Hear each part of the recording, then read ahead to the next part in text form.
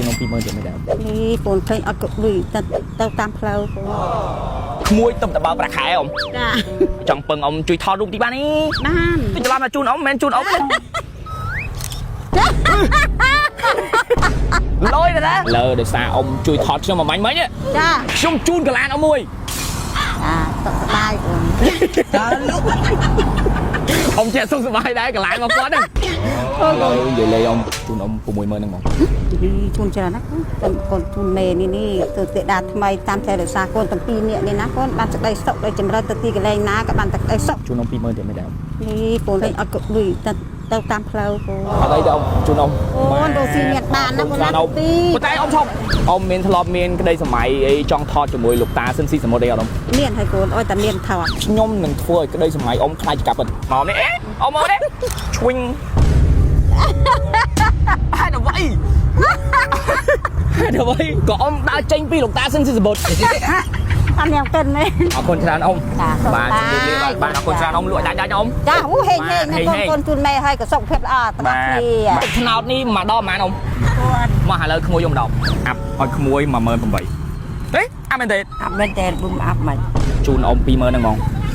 បាទទិញមក10នឹង20000ដីសុខដី20000បាទអីទិញទាំងបើក្មួយអត់ណាទឹកថ្នោតសោះតើលក់ទឹកថ្នោតសុំតោអីអូអេញរត់ទៀតបាទម្ដង500ចាមួយទិញម្ដង20000ច្រើនគុំពោសុខ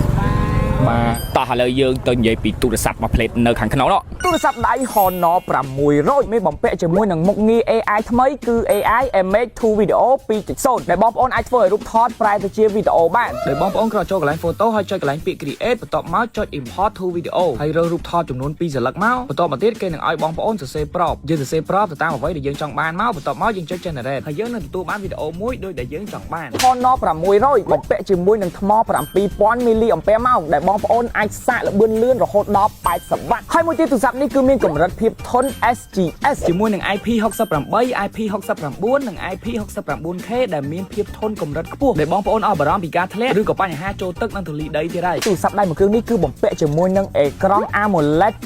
6.57 ជាមួយនឹង refresh rate រហូតដល់ 120Hz ដែលមានកម្រិតពន្លឺរហូតដល់ 8000 nit ហើយកាមេរ៉ាក្រោយនេះវិញគឺមានទំហំរហូតដល់200 megapixel បងប្អូនអាចថតនៅពេលយប់បានច្បាស់ល្អនិងមានបំពាក់ជាមួយនឹងមុខងារ AI ផងដែរប្រព័ន្ធដំណើរការ Magic OS Tech ដែលបងប្អូនអាចផ្ទេរទិន្នន័យឬក៏រូបភាពពី iPhone មកកាន់ទូរស័ព្ទនេះបានហើយពីទូរស័ព្ទនេះទៅកាន់ iPhone បានផងដែរសម្រាប់បន្ទះឈីបវិញគឺគេប្រើជាមួយនឹង Snapdragon 7 Gen 4ជាមួយនឹង2ជម្រើស RAM 8GB ROM 256GB និងមួយទៀត RAM 12GB និងមាន ROM 256GB ហើយ Honor 600នេះគឺមានរចនាបថចេញមកស៊ីវិល័យទាន់សម័យហ្មងរបៀប Gen Z